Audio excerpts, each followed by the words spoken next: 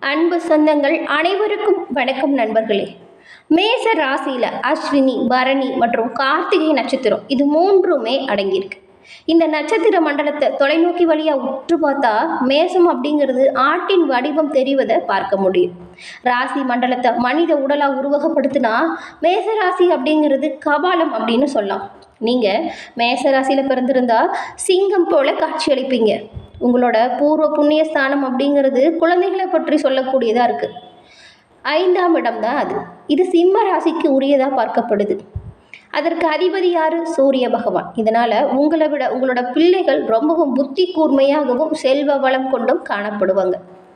மேச ராசி அப்படிங்கிறது செவ்வாய் பகவான அதிபதியாக ஆட்சி செலுத்தக்கூடிய ஒரு ராசி. இந்த ராசியில் பிறந்தவங்களுக்கு செவ்வாய் பகவானோட தாக்கம் அதிகமாக இருக்கும். நீங்கள் சகோதரர்களுக்கு இடையில் பிறந்திருப்பீங்க. உங்களோட அறிவு பலத்தால் நீங்களே முதல்வராக காணப்படுவீங்க.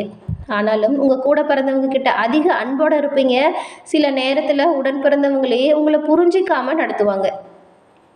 அதே போல் பூமிக்காரனாக விளங்கக்கூடிய செவ்வாயின் ராசியில் நீங்கள் பிறந்திருக்கிறதுனால சொந்த நிலம் வாங்கும் யோகமுமே அமைஞ்சிருக்கும். இந்த மேச ராசி உங்களுக்கு இந்த மாதத்தின் கிரக அமைப்புகளால் ஏற்படும் சாதகமான பலன்கள் என்ன, பாதகமான பலன்கள் என்ன, என்ன செஞ்சால் அந்த பாதகத்திலிருந்து உங்களால் விடுபட்டு வர முடியும், என்ன மாதிரியான விஷயத்தை தவிர்த்தா மேலும் நன்மையை நீங்கள் கொண்டாட முடியும், இது பற்றின முழுமையான தகவலையுமே உங்களுக்காக இந்த பதிவில் சொல்லியிருக்கோம். இந்த பதிவு நீங்கள் பயன்பெறும் வகையில் அமையும். அதனால் ஸ்கிப் பண்ணாமல் முழுமையாக பாருங்கள். நீங்கள் இப்போ தான் ஃபஸ்ட் டைம் நம்மளோட சேனலை பார்க்குறவங்களா இருந்தால் மறக்காமல் சப்ஸ்கிரைப் பண்ணி வச்சு கூட வர பெல் ஐக்கானை கிளிக் பண்ணி வச்சுக்கோங்க. பொதுவாகவே ஒரு மனிதனோட வாழ்க்கையில் ஜோதிடம் அப்படிங்கிறது ஒரு குழந்தை பிறந்த உடனே அந்த குழந்தை பிறந்த தேதி, நேரம், ராசி, நட்சத்திரம் இது எல்லாம் குறித்து வச்சு ஜாதகம் எழுதி வச்சுருவாங்க. அந்த வகையில் மொத்தம் 12 ராசி இருக்குது. அதில் முதன்மையாக விளங்கக்கூடியது தான் இந்த மேசராசி. ஒரு சிலரெல்லாம் இந்த மேசராசிக்காரங்களை பார்த்து அவங்க வாழக்கூடிய வாழ்க்கையை பார்த்து பேசாமல் நாமளும் மேசராசியில் பிறந்திருந்தா இவ்வளோ நல்லா வாழலாம் அப்படிங்கிற மாதிரியான எண்ணம் தோணும்.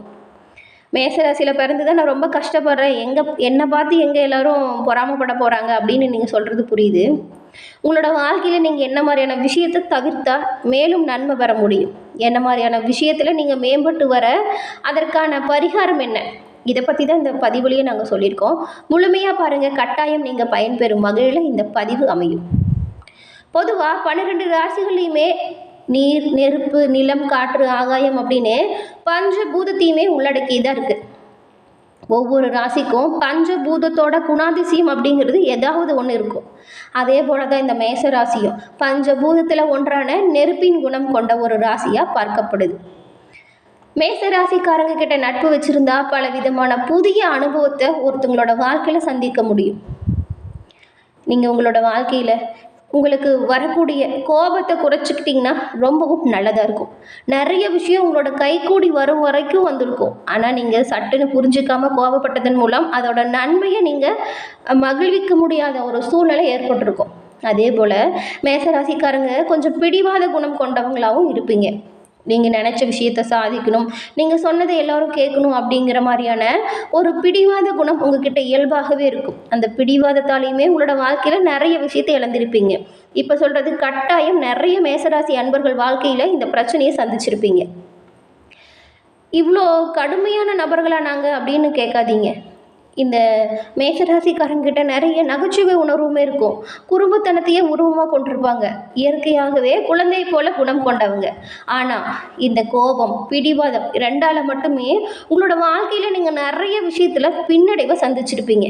இதை 2 மட்டும் உங்களோட வாழ்க்கையிலேருந்து நீங்கள் தவிர்த்துட்டிங்கன்னா நீங்கள் மேற்கொள்ளக்கூடிய எல்லா விஷயத்துலையுமே எல்லாரோட ஒத்துழைப்புமே உங்களுக்கு சரியாக கிடைக்கும். அதன் மூலம் பலன்களையுமே நீங்கள் சிறப்பாக பெற முடியும். இப்படி இருந்துமே என்னோடய வாழ்க்கையில் நிறைய பிரச்சனையை சந்திக்கிறேன், அதற்கு தீர்வு என்ன அப்படின்னு நீங்கள் கேட்டிங்கன்னா உங்களோட ராசிக்கு உகந்த தலம் எது அப்படின்னு பார்த்தா மலைத்தலம் தான். அதுலேயும் முருகன் அருளும் மலைத்தலங்களில் நீங்கள் தரிசனம் செஞ்சுட்டு வந்தீங்கன்னா சகல சௌபாக்கியங்களையுமே நீங்கள் பெற முடியும். குறிப்பாக பழனி, இந்த பழனி திருத்தலம் ஒரு தனித்தன்மை பெற்ற ஒரு தலம் அப்படின்னு சொல்லலாம். ஏன்னா தாகத்தோடு முருகப்பெருமான் வந்து அமர்ந்து அருள் புரியும் ஒரு அற்புத தலம் இந்த பழனி. உங்களுக்கு டைம் கிடைச்சா பழனி சென்று முருகனை தரிசனம் செஞ்சுட்டு வாங்க. கட்டாயம் உங்களோட வாழ்க்கையில் நல்ல ஒரு மாற்றமும் ஏற்றமும் நிச்சயம் உண்டாகும். உங்களுக்கு முருகப்பெருமான் பிடிக்கும் என்றாலும் இந்த வீடியோ பதிவின் கமெண்ட்டில் பழனிமலை முருகனுக்கு அரோகரா அப்படிங்கிற பதிவு 3 முறை பதிவிடவும் செய்யுங்க. முருகனின் அருளால் உங்களோட வாழ்க்கையில் ஏற்படும் தடைகள் அனைத்தும் நீங்கி நல்ல செல்வநிலை மேலோங்கி வளரவும், குடும்பத்தில் இன்பமான சூழ்நிலை நிலவவும் வாழ்த்துக்களையும் முருகப்பெருமானிடம் பிரார்த்தனையும் எல்லோரும் செஞ்சுக்கலாம். மேசராசி செவ்வாய் பகவான அதிபதியாக ஒரு கொண்ட ராசி. மேசராசியில் அஸ்வினி, பரணி, கார்த்திகை அப்படின்னு 3 நட்சத்திரங்கள் இருக்குது. செவ்வாயால் ஆளக்கூடிய ராசி, முருகனின் பரிபூரண அருளும் பெற்ற ஒரு ராசி.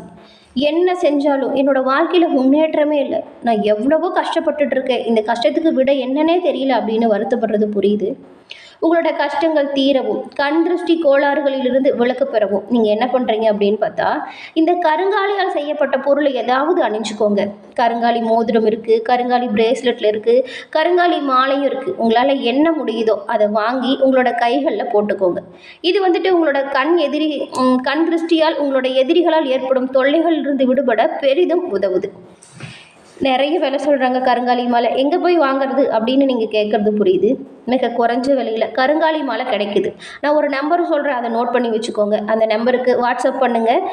நீங்கள் கருங்காலியை மாலையாகவோ மோதிரமாகவோ பிரேஸ்லெட்டாகவோ வாங்கிக்கலாம். 90 87 67 77 89 இந்த நம்பரை டிஸ்கிரிப்ஷன்லையுமே தருங்க. நீங்கள் வாட்ஸ்அப் பண்ணி உங்களுக்கு தேவையான பொருட்களை வாங்கி கண் திருஷ்டி கோளாறுகள்லேருந்து நீங்கள் நலமுடன் வாழ வாழ்த்துக்களையும் தெரிவிச்சுக்கிறோம். சரி வாங்க, இந்த மாதத்தின் கிரக நிலைகள் மூலம் இந்த மேசராசி அன்பர்களுக்கு என்ன மாதிரியான விஷயங்கள் எல்லாமே சாதகமாக அமையும், என்ன மாதிரியான விஷயத்தில் கவனமாக இருக்கணும் அப்படிங்கிறது நாம் தொடர்ந்து பார்க்கலாம். உங்களோட ராசிக்கு 2ஆம் இடத்துல குரு பகவானும், ராசிக்கு 3ஆம் இடத்துல செவ்வாயும் வக்கர நிலையில் அமைஞ்சிருக்காங்க. தைரிய வீரிய ஸ்தானமான 3ஆம் இடத்துல செவ்வாய் பகவான் வக்கரமாக அமைஞ்சிருக்கார்.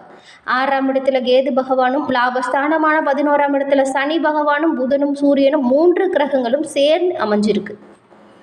சுக்கிர பகவான் உச்சத்தில் இருக்கிறாரு. அதே சுக்கிரன் இந்த மாதம் வக்கரமும் அடைய போகிறார். இதனால் இந்த மாதம் நிறைய மாற்றங்களை இந்த மேசராசி அன்பர்கள் காண போகிறீங்க. லாபஸ்தானத்தில் சூரியன் இருக்கிறதுனால அற்புதமான பல வாய்ப்புகள் கிடைக்கும். அது மட்டும் இல்லாமல் மீன ராசியில் புதன் நீச்சமாகிறது, அங்கே சுக்கிரன் உச்சத்தில் இருக்கிறதுமே பரிவர்த்தனையும் நடப்பதால் நீச்சபங்க ராஜயோகம் இந்த மேசராசி அன்பர்களுக்கு உருவாக போகுது. இந்த யோகத்தால் சூரிய பகவானுமே 11ஆம் இடத்திலிருந்து சனி பகவானை அஸ்தமனம் செய்கிறதுனால மேச ராசியில் உள்ள குழந்தை இல்லாத தம்பதிகளுக்கு குழந்தை பேறு கிடைக்கும் யோகம் உண்டாகும். மனதுக்கு பிடித்த சுப காரியங்கள் நிறைவேறும்.